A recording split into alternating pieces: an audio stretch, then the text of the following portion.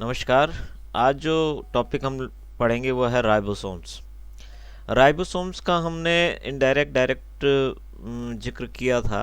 हम जब endoplasmic reticulum के बारे में पढ़ रहे थे तब हमने रफ एंडोप्लाज्मिक रेटिकुलम और स्मूथ जो है रेटिकुलम पढ़ी थी।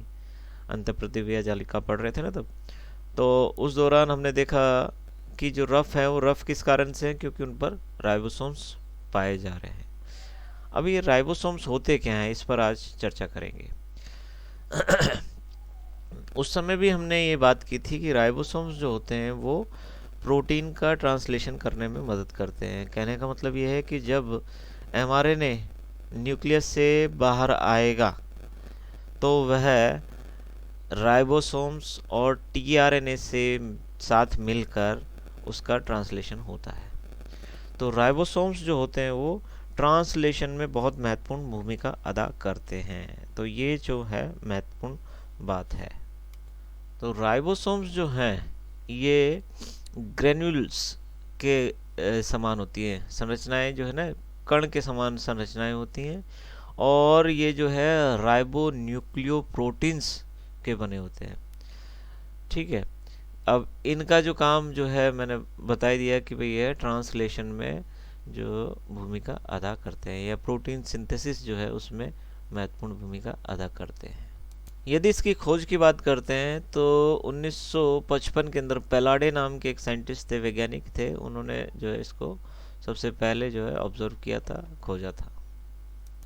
राइबोसोम्स की संख्या के बारे में बात करते हैं तो ये डिफर करती है। डिफर जो क्यों करेगी, यानी कि हर एक कोशिका में या कोशिका के स्वभाव के हिसाब से इसमें जो है संख्या में विभिन्नता पाई जाती है। जो कोशिकाएं प्रोटीन सिंथेसिस में भाग लेती रहती है, लगातार प्रोटीन सिंथेसिस का काम करती रहती है, उनमें जो है वो राइबोसोम्स का जो संख्या है वो बहुत ज़्यादा पाई जाएगी। लेकिन जो सेल्स, जो कोशिकाएं प्रोटीन सिंथेसिस में भाग नहीं लेती हैं, उनमें राइबोसोम्स का जो है संख्या वो कम पाई जाती है। लगभग 15% जो है सेल मास का राइबोसोम बनाते हैं। और इकोलाई जो है, एस्चेरेशिया कोलाई एक बैक्टीरिया होता है, उसके अंदर लगभग 15,000 से 20,000 राइबोसोम पाए जाते हैं। अब बात करते हैं राइबोसोम्स की। राइबोसोम्स के डायमेंशंस की। प्रोकैरियोटिक और यूकैरियोटिक दोनों कोशिकाओं में राइबोसोम्स पाए जाते हैं। ये ध्यान रखने की बात है, क्योंकि हमने पढ़ा है कि प्रोकैरियोटिक और यूकैरियोटिक जो है कोशिकाओं में, हमने अंतर जब पढ़ा था, ध्यान हो तो उस समय देखा था कि राइबोसोम जो होते हैं प्रोकैरियोटिक में 70s टाइप के होते हैं, जबकि यूकैरियोट में 80s टाइप के होते हैं। तो प्रोकैरियोटिक में 70s टाइप के होते हैं और लगभग 20 नैनोमीटर का जो है इनका डायमेंशन रहता है। और इनका मॉलिक्यूलर वेट जो है लगभग 2.7 इंटू 10⁶ या 2.7 मिलियन डाल्टन जो है इनका पाया जाता है। और ये जो है दो सब यूनिट से मिलकर बने थे। प्रोकैरियोटिक की बात कर रहे हैं यहाँ पर 30s और 50s सब यूनिट। जो राइबोसोम है दो सब यूनिट से मिलकर बना होता है। ठीक है।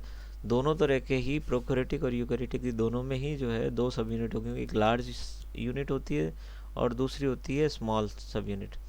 जो लार्ज यूनिट होती है, देखो इसमें क्या होगा कि जो राइबोसोम्स है, कंपोजिशन यदि राइबोसोम्स की देखते हैं तो प्रोटीन और आरएनए से मिलकर ये बना होता है। ठीक है। और आरएनए भी कौन सा होता है, जो आरएनए राइबोसोम्स में मिलता है वो होता है राइबोसोमल आरएनए, आरएनए राइबोसोम्स होता है। ठीक है। तो यदि हम इसके प्रोकैरियोटिक के 70s जो राइबोसोम्स है उसकी बात करते हैं तो यह 50, 50s और 30s दो सब यूनिट से मिलकर बनी होती है। अच्छा, एस जो बोल रहे हैं हम, एस क्या है? एस है स्वेडबर्ग यूनिट।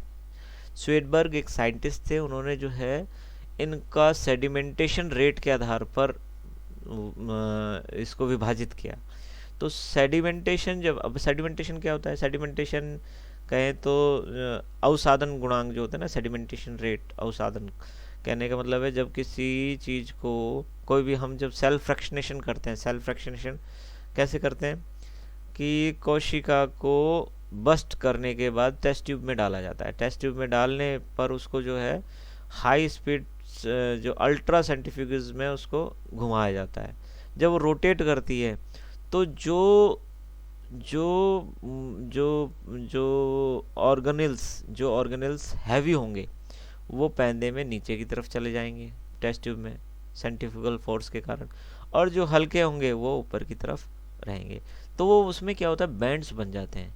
जैसे बैंड्स क्या होगा, सबसे नीचे प्लाज्मा मेम्ब्रेन होगी, न्यूक्लियस होगा, फिर उसके बाद जो है ईआर होगी, गोल्जी बॉडी होगा, इस तरह से उसमें बैंड्स बन जाएंगे अलग अलग वेट के आधार पर, ठीक है, सेडिमेंटेशन रेट के आधार पर। और जो राइबोसोम्स होते हैं वो ये जो है ये S50S जो है स्वेडबर्ग यूनिट, उसको उस सेडिमेंटेशन रेट को डिनोट करती है। तो ये बहुत ही टाइनी पार्टिकल्स होते हैं, बहुत छोटे पार्टिकल्स होते हैं, ठीक है। 50S यदि उसकी बात करते हैं, प्रोकैरियोटिक के 50S लार्ज सब यूनिट की बात करते हैं, तो वह जो है 20S और 5S RNA से मिलकर बनी थी, और 34 प्रकार के इसमें विभिन्न प्रकार के प्रोटीन पाए जाते हैं। 30S की यदि बात करते हैं तो 16S RNA पाया जाता है, और 21 प्रकार के इसमें प्रोटीन से मिलकर ये बना होता है। ये जो मैं बात कर रहा था सेडमेंटेशन रेट की, स्वेडबर्ग यूनिट की, वो उसके उसके बारे में है। दोनों जो यूनिट हैं वो उनके यदि स्ट्रक्चर देखते हैं तो उसमें एक हेड होता है, एक प्लेटफॉर्म होता है और एक बेस होता है, ठीक है। हेड, प्लेटफॉर्म और बेस। 30S यूनिट जो है उसका 0.9 इंटू 10⁶ डाल्टन जो है उसका मॉलिक्यूलर वेट होता है। 16S RNA से मिलकर बना होता है, और 21 तरह की इसमें पॉलीपेप्टाइड चेन पाई जाती हैं। अब यदि लार्ज यूनिट की बात करते हैं, 50S जो सब यूनिट है उसकी बात करते हैं, तो उसका जो मॉलिक्यूलर वेट होगा वो होगा 1.6 इंटू 10⁶ डाल्टन, ठीक है, लगभग 18 लाख डाल्टन। इसको यदि हम लैक्स में कन्वर्ट करेंगे तो 18 लाख डाल्टन हो जाएगा ना। तो ये जो है 5S RNA, 23S RNA और 34 पॉलीपेप्टाइड से मिलकर बनी होती है। अच्छा, इसकी जो संरचना देखते हैं तो इसमें क्या है कि एक तो सेंटर प्रोट्यूबरेंस है, बीच की जो संरचना है, एक स्टॉक है और एक रिज, ठीक है।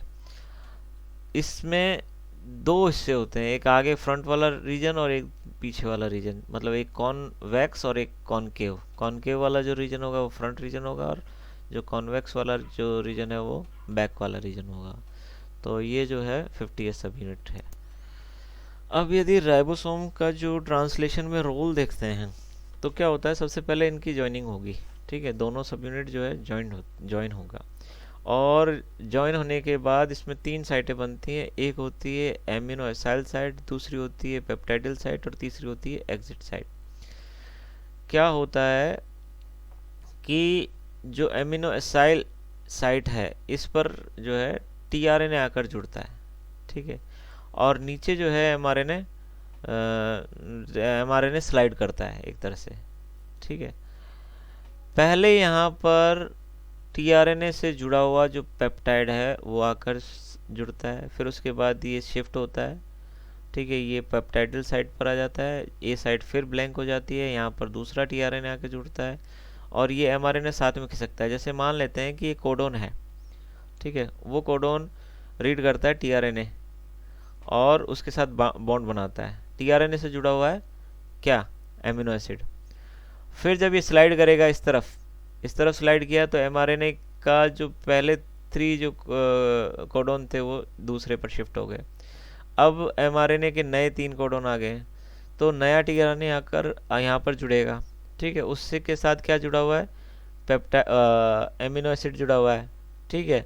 एमिनो एसिड जो है पहले वाले एमिनो एसिड जो है उसके साथ क्या होगा, बॉन्ड बनेगा, वो अटैच हो जाएगा। इस तरह से ये जो है mRNA इस तरफ खिसकता जाएगा और नए कोडोन आते जाएंगे, और इसके साथ जो है ये जो पी साइट पर, पेप्टाइडिल साइट पर जो एमिनो एसिड था वो बाहर की तरफ एग्जिट हो जाएगा, ठीक है।